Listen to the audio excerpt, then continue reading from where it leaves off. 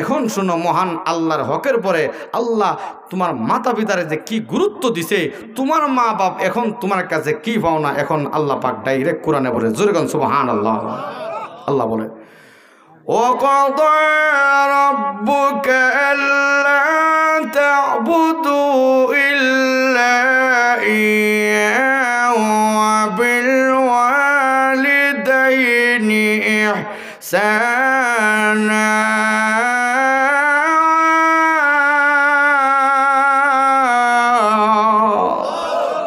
আল্লাহ বলে, তোমার পালনকর্তার নির্দেশ, আল্লাহ বাদে কারো গোলামি করা যাবে না।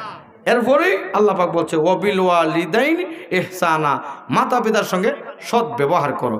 যত জায়গা আল্লাহর হকের আলোচনা করছে, এর সাথে সাথে মাতা পিতার কথা আল্লাহ তুলে ধরছে, জোরে বলেন সুবহানাল্লাহ। আরেকে আল্লাহ বলছে, ওয়াবুদুল্লাহ ওয়া লা তুশরিকু বিহি শাইআন ওয়াবিল ওয়ালিদাইনি ইহসানা।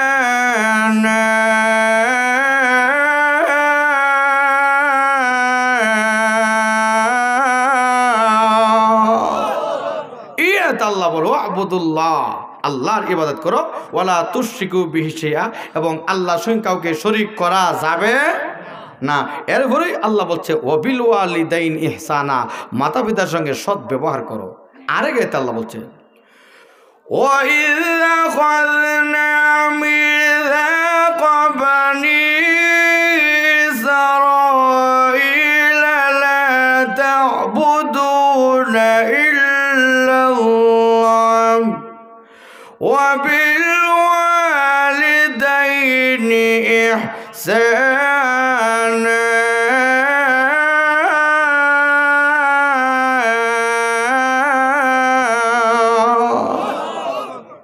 আল্লাহ বলে, স্মরণ করো যখন বনি ইসরাইলদের কাছ থেকে অঙ্গীকার নিয়েছিলাম, এ বনি ইসরাইলরা, আল্লাহ বাদে কারো গোলামি করা যাবে না।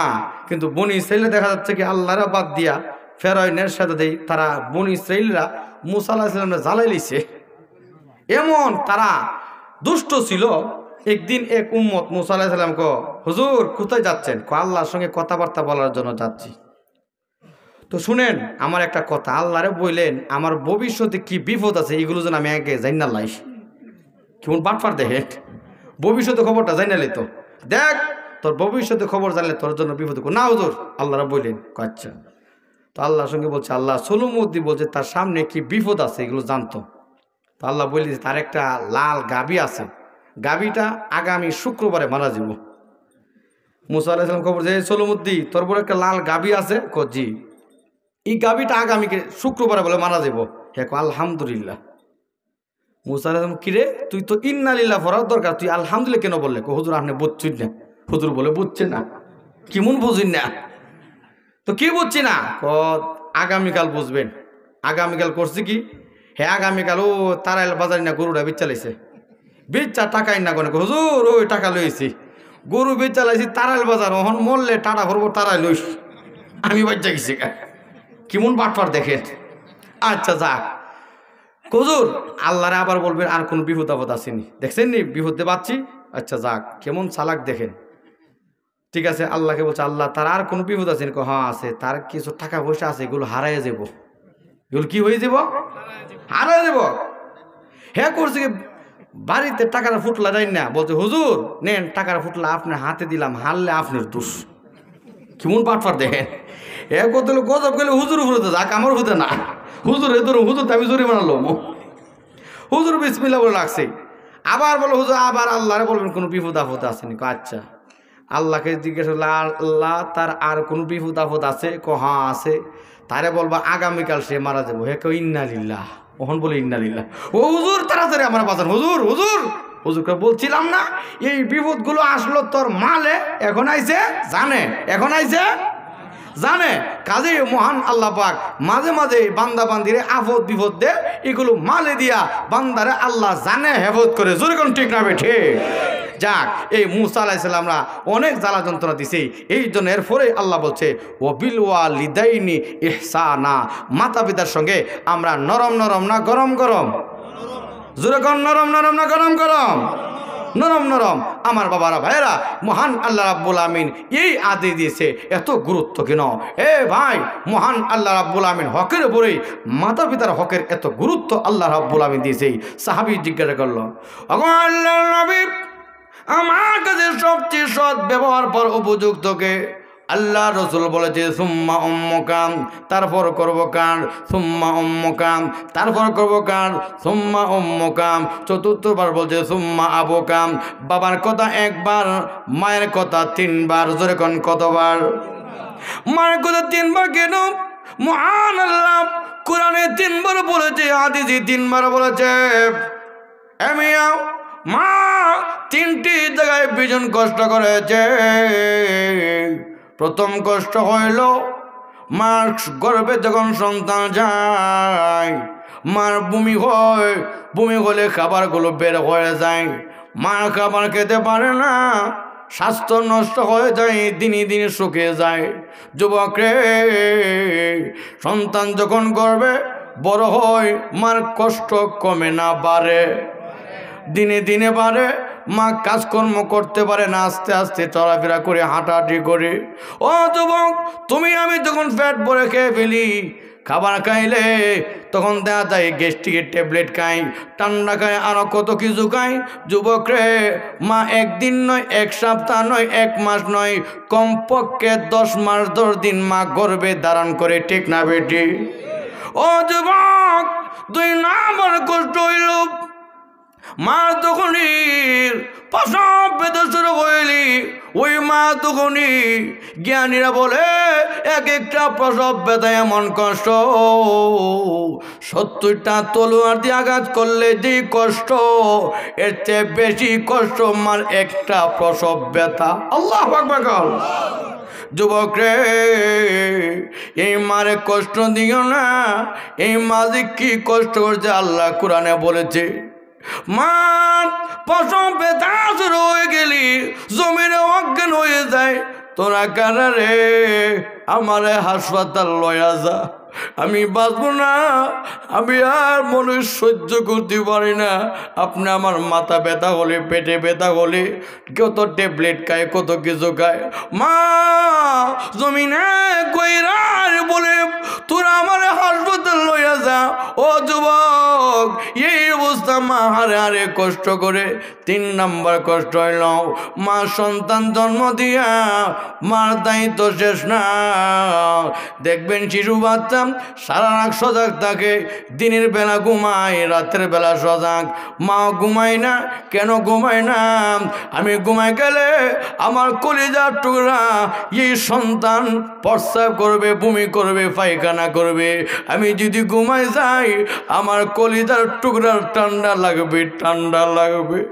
মা নিজের ঘুম হারাম করে, মা উজাড় করে সন্তান রে আরাম দিয়ে শান্তি দিই, তারপর কিন্তু মা দিনের বেলা ঘুম নাই, হাড়ি পিতিল আবার দোয়া মোজা করে, রান্না বান্না করে, আরো সংসারে অনেক কাজকর্ম আছে, কে আছে নাম?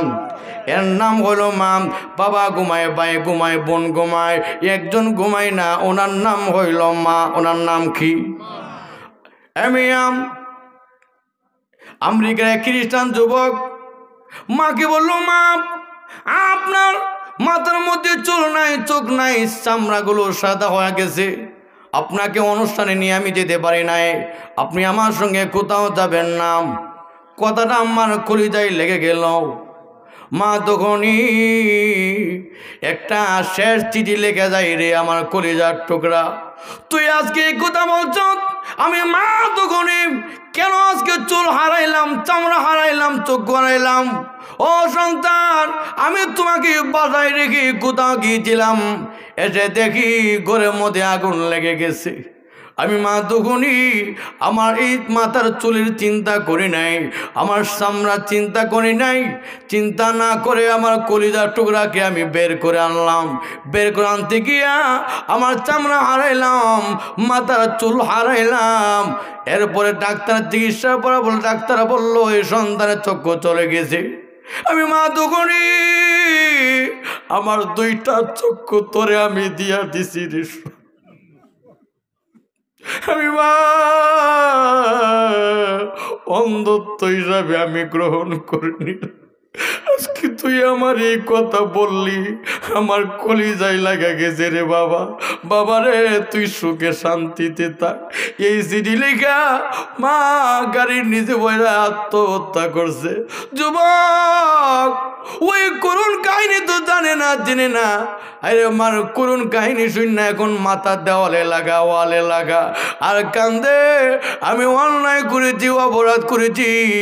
এ শামুক গাজীর বাবারা, ভাইয়েরা, তোমার মা আমার বাবা যে কষ্ট করছে, মনে হয় তুমি আমি জানি না, আল্লাহ জানে, ঠিক না বেঠি?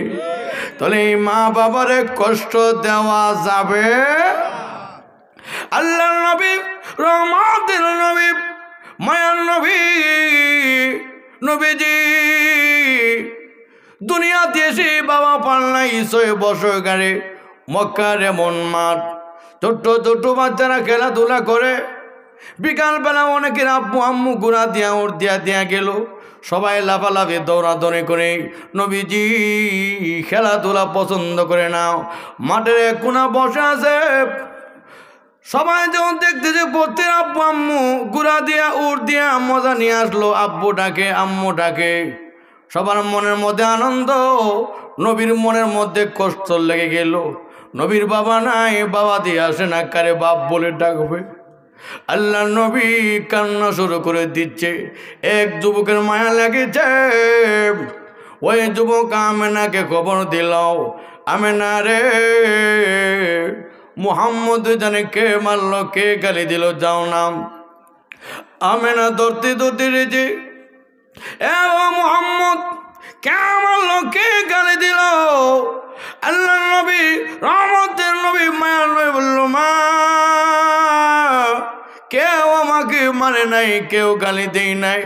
মাগো, আমার বন্ধু বান্ধব সবাই বাপ ডাক দিয়েছে, আমি দি বাপ ডাকতে পারলাম না। আমার বাবা কি আমাকে কুলে নিবে না? আমার কি আদর সোহাগ দিবে?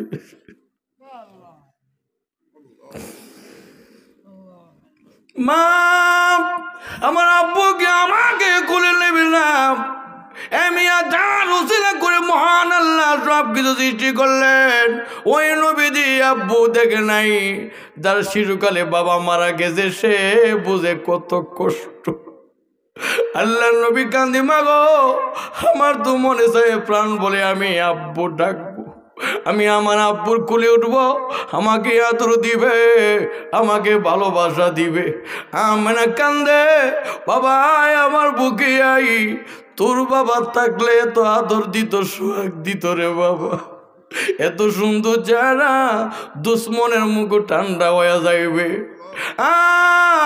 আমার বুকে জোরে কান্দি কান্দি কান্দি দাদা আব্দুল মুতালিবের কাছে নিয়ে গেল। আমেনা ডাক দি, স্বজন আব্দুল মুতালিব, আপনি যদি অনুমতি দেন আপনার নাতির নিয়ে তার বাবার কবরটা জিয়ারত করব। আমেনাকে দিয়ে একজন কাজের মেয়ে উম্মে আইমানকে দিয়ে দিল। উম্মে মাদাসি নবীকে নীতি নিতে, আমেনাকে নীতি নিতে মদিনার প্রান্তে কবরে দাঁড়াইয়া কান্দে। আমেনা কান্দলেন, নবীজি কান্দি।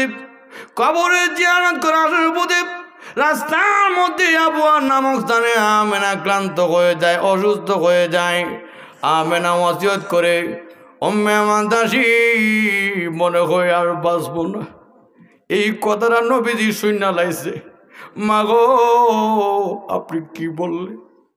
মা, আমি দুনিয়াতে এসে ঘুমা, আমি আমার আব্বুর আদর, মা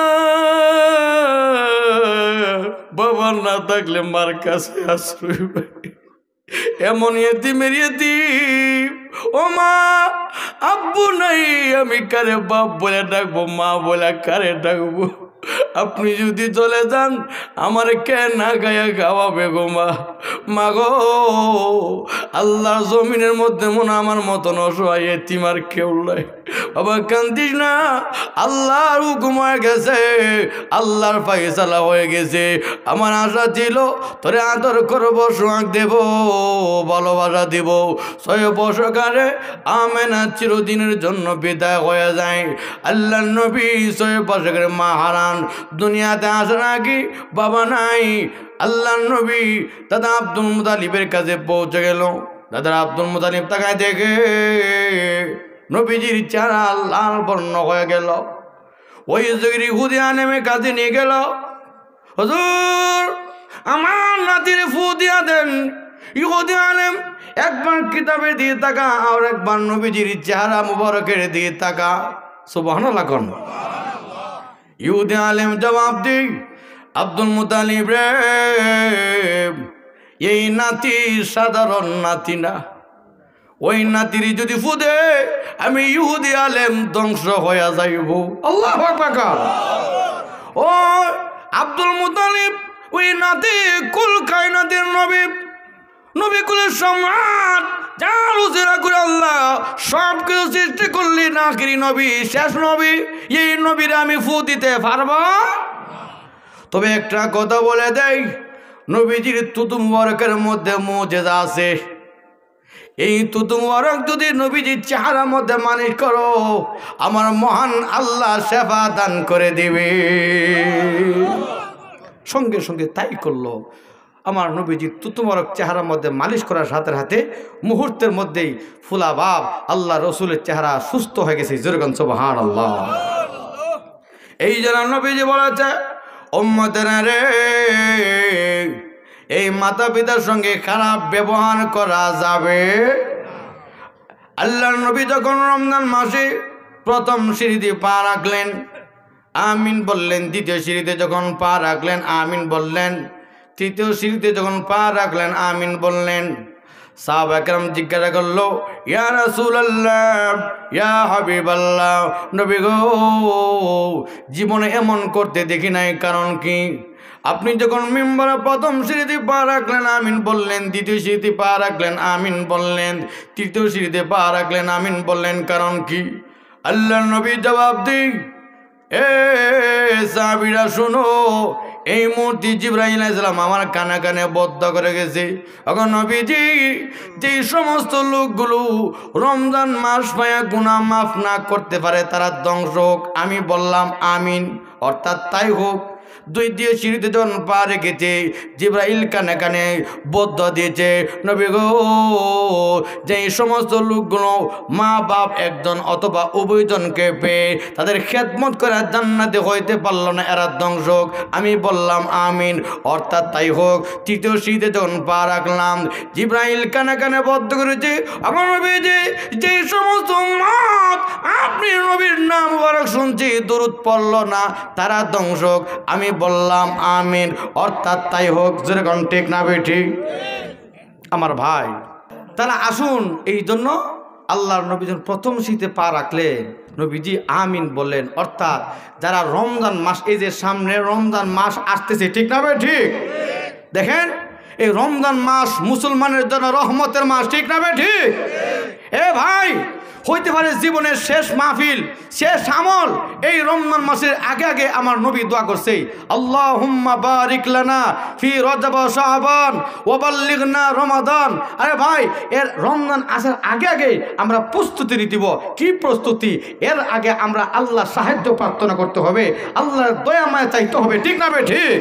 আল্লাহ রমজান যে আসতেছে, এটা ফজিলত মনে করে মনে প্রাণে 100% ইয়াকিন বিশ্বাস নিয়া আল্লাহর কাছে দোয়া করবেন তো ইনশাআল্লাহ। আল্লাহ রজব এবং শাবানের মধ্যে বরকত দেন, রমজান পর্যন্ত আল্লাহ পৌঁছে দেন, এই দোয়া করবেন তো ইনশাআল্লাহ। দেখেন এই রমজান মাস কেন ফাটাইছে? আমাদের হায়াত কম, আমাদের হায়াত কম। অন্যান্য নবীর উম্মতরা হাজার হাজার বছর হায়াত পাইতো, কিন্তু আমাদের এত অল্প হায়াত, কিন্তু আমাদের পাওয়ার বেশি, ঠিক না ঠিক? ওই রমজান মাসে যে একটা রাত্র আছে, লাইলাতুল কদর রাত্র, সম্মানিত রাত্র, যেই রাতের মধ্যে আল্লাহ বলছে 1000 মাসের চেয়ে শ্রেষ্ঠ, 1000 বলছে নাই। তো তাফসীর কারকরা বলে 1000 মাস ধরে নিল 83 বছর 4 মাস, 83 বছর 4 মাস। তাহলে চিন্তা করেন আমরা কত রাত্র এই পাইতাছি, এই রাত্র পাইয়া যদি আমরা বন্দি করি, দেখেন আমার ভাই আমরা দৈরা নিয়েছি 83 বছর 4 মাস, তাহলে আল্লাহ তো বলছে 1000 মাসের চেয়ে শ্রেষ্ঠ, ঠিক না ভাই? ঠিক। এই জন্য আর এই রমজান মাসে 1 খতম আদায় করলে অন্য মাসে 70 খতম আদায় করলে যে সওয়াব, 1 খতম আদায় করলে 70 খতমের সওয়াব আমার আল্লাহ দান করবে। জোরে বলেন সুবহানাল্লাহ। এই জন্য এর আগে আগে আমরা আল্লাহর কাছে দোয়া করার দরকার আছে কি আছে না? সাবধান, বেয়াদবি করবেন না। আমরা যে মাদ্রাসায় লেখাপড়া করছি, হুজুর বলতো জীবনে কোনোদিন উস্তাদের সঙ্গে বেয়াদবি করবা না। কেন? উস্তাদের সঙ্গে বেয়াদবি করলে এলমে দিন শিক্ষা করা যায়। আমরা ছাত্রের জন্য বহুত দেখছি, তো খুব মেধা ভালো, দেখা উস্তাদের সঙ্গে বেয়াদবি করে, আছে কি আছে না? এই জন্য দেখেন উস্তাদের সঙ্গে, মাতা পিতার সঙ্গে, হ্যাঁ বড়দের সঙ্গে, মুরব্বীদের সঙ্গে বেয়াদবি করা যাবে না। এই জন্য ভাই আপনাদের অনুরোধ, সামনে রমজান আসতেছে, রমজানের কদর করার দরকার আছে তো ইনশাল্লাহ। আমার বাবারা ভাইরা, 2 নাম্বার যে বদ্ধ করছিল, যারা মা বাপ একজন অথবা উভয়জনকে পেয়ে যারা খেদমত করে জান্নাতি হইতে পারো না, এরা ধ্বংস হওয়ার জন্য শুধু জিবরাইল ইসলাম বদ্ধ দিনই যথেষ্ট। এর মধ্যে ডাবল হয়ে গেছে, আমাদের নবীজির সমর্থন করছে কি করছে না? করছে। কাজে এ যুবক, এই মাতা পিতার সঙ্গে বেয়াদবি কইরা, মাতা পিতার সঙ্গে নাফরমানি কইরা জীবনে কোনোদিন তোমার রুজিতে বরকত আসবে না, এই জীবনে শান্তি আসবে না। জোরে কোন ঠিক না বেঠে? ভাই শান্তি দেওয়ার মালিক কে? আরো জোরে কোন কে? কোটি কোটি টাকার মালিক, বহুত বড় লোক, দেখেন কোটি কোটি টাকার মালিক। এখন দেখা যাচ্ছে কি মাতা পিতার সঙ্গে নাফরমানি করার কারণে ও আল্লাহ পাক এমন গজব চাচ্ছে, প্যারালাইসিস দিয়ে দিছে।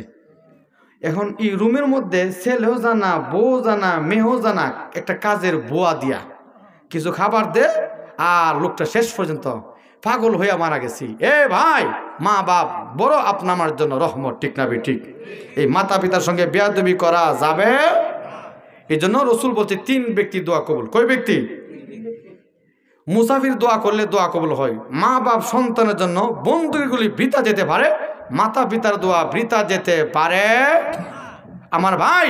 এই জন্য এই মাতা পিতার দোয়ার বরকতে অনেকে বুজুর্গ হয়, মাতা পিতার বদ্ধ লাগলে দেখা যায় আমি আলিম হইয়া, বক্তা হইয়া মুক্তি পাইব না, ঠিক না? ঠিক। বনি ইসরাইল একজন আবেদ, আলেম না, সাধারণ আবেদ। মা ডাকতেছে জুরাইস, ডাকে সারা দেই নাই। জুরাইস, ডাকে সারা দেই নাই। জুরাইস, ডাকে সারা দেই নাই। উনি তো মাসলা মাসেল জানে না, নফল আমল করে। আর মাসলা হচ্ছে নফল আমলের অবস্থা, মা বাপ ডাকলে নফল আমল ছেড়ে দিও, মাতা পিতার ডাকে সারা দেওয়া, মনে থাকবো তো? ফরজ না। আচ্ছা যাক, উনি তারা মাসলা মাসেল জানে না, আর ডাকে কোনো গুরুত্ব দিছে না, ভাবছে মা বাপ ফিরফিরি করে, মা বদ্দা দিছে, আল্লাহ জুরাইজ রে বেশ্যা মহিলা দিয়ে অপমানিত করিও। বদ্দা দিছে কে? জোরে কর না, কে? মা। আর হাদিসে নবী তো বলছে মা যদি সুদোয়া দে এটাও কবুল, বদ্দা দিল কবুল। আচ্ছা যাক, এখন তো দেখা যাচ্ছে কিছুদিন পরে রাখালরা ওই যে গুহার ভেতর যে জুরাইজ তাকে এবার বন্দি করে, এখানে আবার আরেক বেশ্যা মহিলা গর্ভধারণ করে বাচ্চাও প্রসব হয়ে গেছি। সমাজে সর্দাররা বসছে, তার বিচার করবে। এই মহিলা কার সঙ্গে জিনা করছো? কি হয়েছে? তোমার বিচার করা হবে। সমাজের সর্দাররা বসছে, তখন মহিলা জবাব দিচ্ছে ওই যে গুহার ভেতরে একজন আবেদ, তাকে জুরাইজ করে নাম, উনি করছে এই কাজ। নাউজুবিল্লাহ কোন? সর্দাররা বলছে এই যুবকরা তার আস্তানা ভেঙ্গে চুরমার করে ধরে নিয়ে আসো। নিয়ে আসলো, এই জোরাই কি করছো? কি হচ্ছে? এই যে মহিলার সঙ্গে জিনা করে বাচ্চা হয়েছে, এখন তোমার বিচার হবে। জুরাইজ কো ইন্না লিল্লাহ। বাচ্চার, শিশু বাচ্চারে শাহাদাত আঙ্গুল দা গোতা দেওয়া বলতে, শিশু বাচ্চা তুই তো নিষ্পাপ, তুই বল তোর পিতাকে। শিশু বাচ্চা জবান ফুটে গেছে, আমার পিতা অমুক রাখাল। সুবহানাল্লাহ কোন? সর্দার এখন হুজুর, হুজুর মাফ করুন না, শোনো রে যুবক, তোমার জেনে নাও, বুঝে নাও, আমি আমার মার বদ্ধর মধ্যে অন্তর্ভুক্ত হয়ে গেলাম। মা আমার বদ্ধ দিয়েছে, এই মার বদ্ধর কারণে আজকে আমি অপমানিত, লাঞ্ছিত, বঞ্চিত। তোমাদেরও জানার দরকার, এই মাতা পিতা ডাকলে অবহেলা করা যাবে। এই জন্য আমার বাবারা ভাইয়েরা, আমি সর্দার হই না কেন, বক্তা হই না কেন, ওই মা বাবার সঙ্গে অবহেলা করা যাবে যুবকরা, মহান আল্লাহ রাব্বুল আমিন যতই জায়গায় আল্লাহর হকের আলোচনা করছে, তার সাথে সাথে আল্লাহ রাব্বুল আমিন মাতা পিতার কথা আল্লাহ তুলে ধরছে। যেরকম ঠিক না বেটে, এই জন্য আল্লাহ বলছে وَقَضَى رَبُّكَ أَلَّا تَعْبُدُوا إِلَّا إِيَّاهُ وَبِالْوَالِدَيْنِ إِحْسَانًا।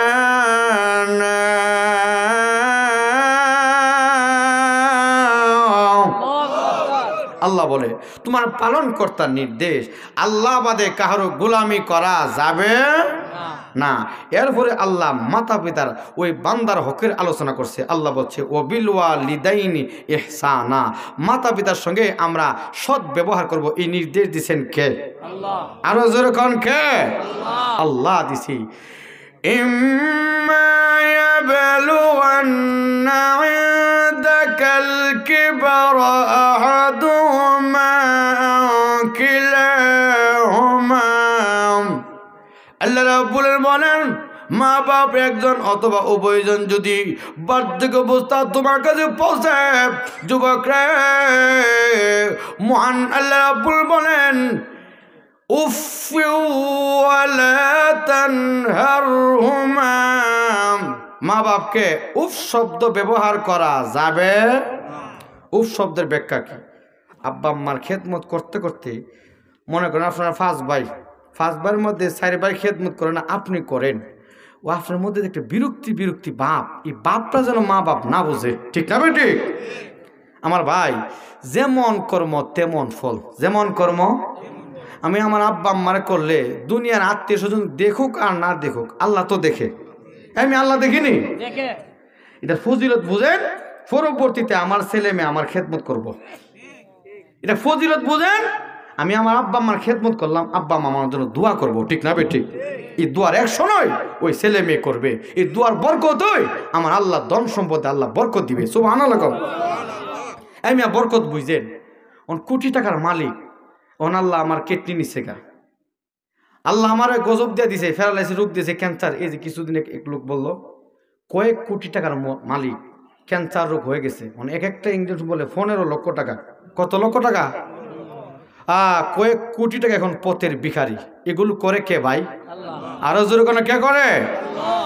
তো আমরা এই যে আজকে সমাজের খুব এটা অবহেলা করি, টানা হেসরা, হি ভাই করে না আমি কেন করতাম? আরে ভাই, হি ভাই করে না করলে নাই, আমারটা করলে আমি পাইব। ঠিক না বেটি? টানা হেসরা করার দরকার নাই। আমার সওয়াব আমার আল্লাহ আমার আমল নামায় লিখে দিবে আমার ভাই। এই জন্য বলছে আল্লাহ বলছে উফিউ, উফ শব্দ ব্যবহার করা যাবে না।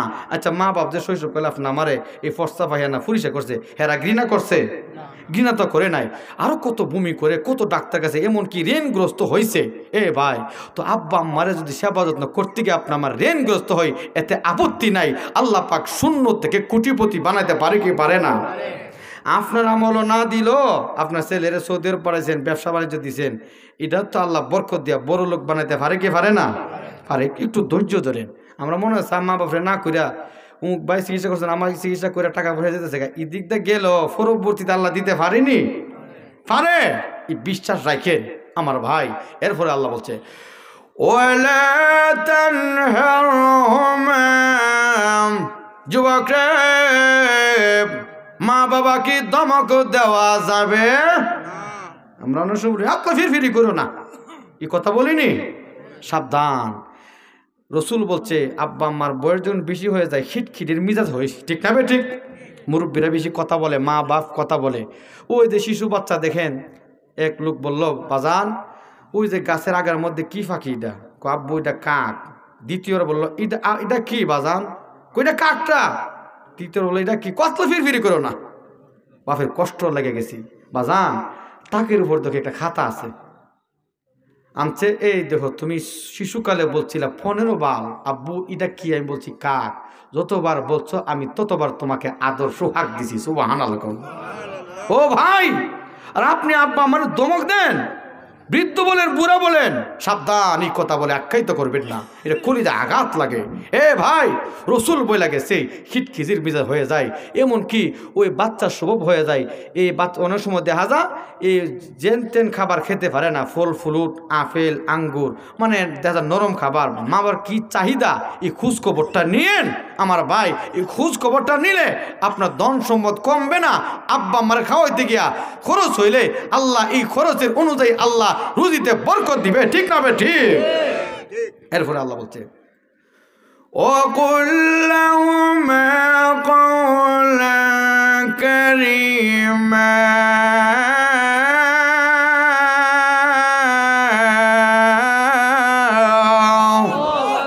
আল্লাহ বলে মাতা পিতার সঙ্গে সম্মানের সঙ্গে কথা বলবো। কিসের সঙ্গে?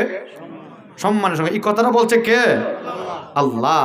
আমরা যে ফির মাসেকের সঙ্গে, উস্তাদের সঙ্গে, শ্বশুর শাশুড়ি কত বিনয়, কত সম্মানের সঙ্গে আমার ভাই। এই জন্য আব্বা আম্মারে সালামও দিয়েন, গরু ডুববেন সালাম দেন, আদব সম্মান এগুলো বজায় রাখেন, এই গুরুত্ব দিয়েন। বেয়াদবি করা যাবে না। واخفض لهما جناح الذل من الرحمة। যুবকরা, মাতা পিতার সামনে দয়া ও বিনয়ের সঙ্গে নত হয়ে থাকতে হবে, যেরকম, ঠিক না বে ঠিক? وقل رب ارحمهما كما ربياني صغيرا।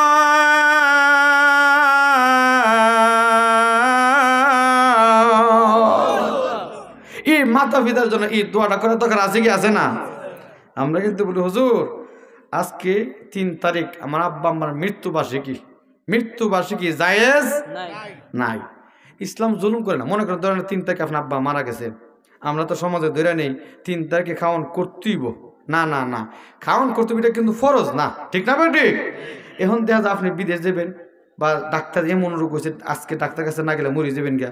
আমার ভাই, আপনার আব্বা আমরা দোয়া করাইতেন, যে কোনো মুহূর্তে আপনি দোয়া করাইতে পারেন, কিন্তু ভাই আমরা বছরে একবার দোয়া করব না সবসময় আব্বা আমার জন্য দোয়া করব। ইসলাম শুধু একবার মৃত্যুবার্ষিকী, জন্মবার্ষিকী, ইসলাম এগুলো শিক্ষা দেই নাই, যেরকম, ঠিক না বেটি? তো শিক্ষা দিত যত নবী রাসূলগণ আছে, সাহাবা কেরাম, তাবিন, তাবেঈন, আইম্মা মুসলিম, সলফি সলিন, ওলি, গাউস, কুতুব, আবদালগণ আছে। এই মৃত্যুবার্ষিকী আর জন্মবার্ষিকী পালন করতে করতে নামাজের টাইম, রোজার টাইম, হজের টাইম পাইতাম না, ঠিক না বেটি? আচ্ছা যাক আমার বাবারা ভাইয়েরা, আব্বা আমার জন্য বছরে একবার দোয়া করব না সবসময় মনে রাখেন আমার ভাই। পারলে রসুল বলছে প্রতিদিন কবর জিয়ারত করো। প্রতিদিন পারো না, সপ্তাহে একবার, তাও না পারলে মাসে একবার। আরে ভাই, ওই আব্বা আমার কাছে জন্য দোয়া করলে পরবর্তীতে আপনার আমার ছেলে মেয়ে যারা আসবে তারাও শিখবো, ঠিক না বেটি? এটাই নিয়ম। দেখেন রসুল বলছে সাগরের মধ্যস্থলে একটা নৌকা ডুবা গেলে যেমন অসহায়, এই মুহূর্তে আরেকটা নৌকা নিয়ে গেলে সহযোগিতা করলে, সাহায্য করলে, তাদেরকে রক্ষা করলে যে একটা খুশি হবে, এর চেয়ে কোটি কোটি গুণ খুশি হবে কবরবাসীরা। রসুল বলে তাদের জন্য দোয়া করলে কবরবাসীরা তো আমল করার সুযোগ নাই। আমরা যে তাদের জন্য কিছু সোয়াব পাঠাই, সৎকে জারিয়া সোয়াব, এই সোয়াবগুলো তারা পাবে, তারা খুশি হবে। এই জন্য এই দোয়া করার দরকার আছে কি আছে না? আছে। আল্লাহ রাব্বুল আলামিন বলছেন রব্বুকুম আ'লামু বিমা ফি নুফুসিকুম ইন তাকুনু সালিহিন। আল্লাহ বলে তোমাদের মনের অবস্থা আল্লাহ জানে। ইন তাকুনু সালিহিন, যদি তোমরা নেককার হয়ে থাকো, ফাইন্নাহু কানা লিল আওয়াবিনা গাফুরা, নিশ্চয়ই আল্লাহ রাব্বুল আমিন তওবাকারীদেরকে আল্লাহ ক্ষমা করবে। কিভাবে? যে হুজুর আব্বা আম্মার সঙ্গে যে কথাবার্তা বলতে গিয়া কিছু দমক বা ভুল হয়ে গেছে, এখন তো আমার কি করে, আব্বু আম্মু নাই। তো তাফসীর কাকরা বলে আব্বা আম্মা যে নাই, ওই আব্বা আম্মার আত্মীয় স্বজন যারা আছে তাদের সঙ্গে সম্পর্ক বজায় রাখো। আর আব্বা আম্মার জন্য কিছু ওই সৎকে জারে সওয়াব, যেমন মাদ্রাসা মসজিদে আছি, আমরা মাদ্রাসা মসজিদ দান করলাম, যতদিন এই মাদ্রাসা থাকবে ততদিন আপনার আমার আব্বা আমার কবরে আল্লাহ কিয়ামত পর্যন্ত সওয়াব পৌঁছেই থাকবে, যেরকম সুবহানাল্লাহ। আচ্ছা, এই অবস্থা রসুল বলছে কিছু দান সদা করো আর তাদের জন্য দোয়া করো, ইটার ওসিলা আল্লাহর কাছে কিছু মাফ চাও, ইটার ওসিলা আল্লাহ ক্ষমা করতে পারে। কারণ মহান আল্লাহ রাব্বুল আমিন এই ক্ষমা করার যে আল্লাহ আশ্বাস দিয়েছেন যে ফাইন্নাহু কানা লিল আওয়াবিনা গাফুরা, গাফুর শব্দ আল্লাহ ব্যবহার করছে, যেরকম ঠিক না বে ঠিক। আরে ভাই, এই জন্য মানুষ হিসাবে আমাদের ভুল আছে কি আছে না? আছে। আবার ভুলের সমস্যার সমাধান আল্লাহ দিছে কি দিছে না? দিছে। কাজেই এই যাদের আব্বা আম্মা নাই আমার ভাই, এখন ভুল যদি হয়ে থাকে, বয়াদবি করে দেখেন, অন্যায় করে দেখেন, ওই আব্বা আম্মার জন্য আমরা দোয়া করার দরকার আছে তো ইনশাল্লাহ। আমার ভাই, সেই আব্বা আম্মার জন্য আমরা দোয়া করব, মাতা পিতার জন্য আল্লাহর কাছে ক্ষমা প্রার্থনা চাইব। আমার জন্য আমার আলিয়াউলার সামনে রমজান আসতেছি, রসুল বলছি এই রমজান মাসে তোমরা 4টা কাজ বেশি বেশি করবা। যেরকম কয়টা কাজ? 1 নাম্বার লা ইলাহা ইল্লাল্লাহ। আমি যেই দিন থেকে ফিরসা বসে গেছে বয়াতে এলাম, কলবটা কিন্তু এখানে লা ইলাহা ইল্লাল্লাহ। ওই দিন থেকে আমার শান্তি পাইলাম। এর আগে টেনশন আসতো। আল্লাহ তো কোরআনে বলছে আলা বিযিকরিল্লাহি তাতমাইন্নুল কুলুব।